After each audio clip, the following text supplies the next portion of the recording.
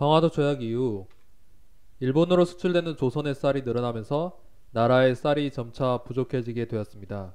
쌀이 부족해지면서 자연스레 쌀의 가격은 올라갔고 이로 인해 가난한 사람들은 쌀을 구하기 어려운 상황에 이르게 되었습니다.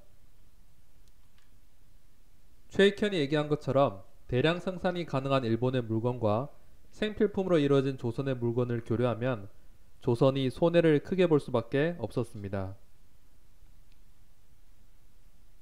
쌀의 가격이 올라감에 따라 쌀을 구하기 어려워진 일반 백성들과 일본과의 통상으로 인해 몰락한 수공업자들을 중심으로 반일 감정이 커져만 갔습니다.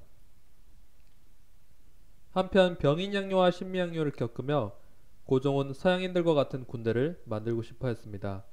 고종은 별기군이라는 신식 부대를 만들고 훈련을 일본인들에게 맡겼습니다.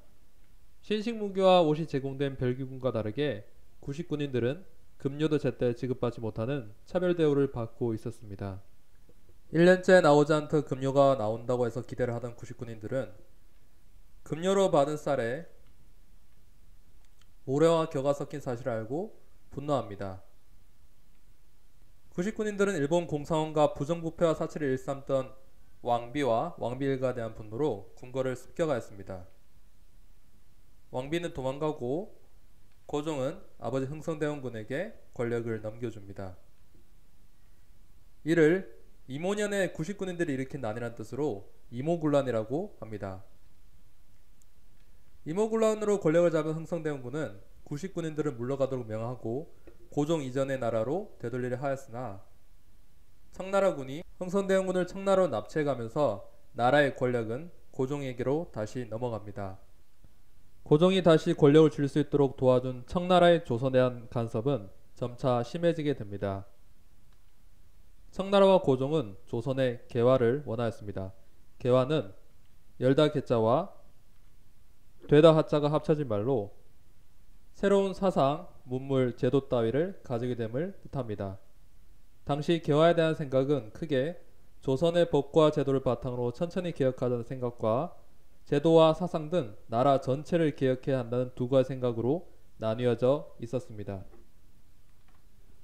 김홍집을 중심으로 한 온건개화파는 청과의 관계를 유지하며 서양의 기술을 받아들이자는 개화를 주장하였고 김옥균을 중심으로 하는 급진개화파는 청의 간섭을 물리치고 서양의 기술은 물론 제도 사상까지 받아들이자는 개화를 주장하였습니다. 청나라의 간섭과 온건개화파의 주도로 이루어지는 느린 개혁의 급진개화파는 답답함을 느낍니다. 이때 조선에 주둔하고 있는 청나라군 일부가 프랑스군과의 전쟁에 투입되었다는 소식이 일본에 전해집니다. 조선에 영향력을 행사하고 싶었던 일본은 급진개화파를 만나 군사 지원을 약속하고 일본에게 지원을 약속받은 급진개화파는 우정총국의 개국축구잔치를 틈타 정변을 일으킵니다. 이를 갑신정변이라고 합니다. 이들은 고종과 왕비가 머무는 곳을 옮기고 새 정부를 조직합니다. 그리고 다음과 같은 주요 정책 계획을 발표합니다. 갑신정변 참가자들이 정변을 일으켜 정권을 잡자 청군이 개입하였고 급진개화파와 함께한 일본군이 물러나며 갑신정변은 3일 만에 끝이 납니다. 하여 갑신정변을 3일천하라고도 부릅니다.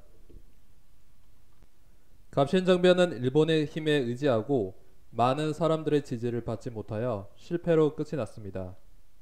청으로부터 자주 독립을 꾀했지만 갑신정변 실패 후 조선에 대한 청의 영향력과 간섭은 더욱 커지게 되었습니다.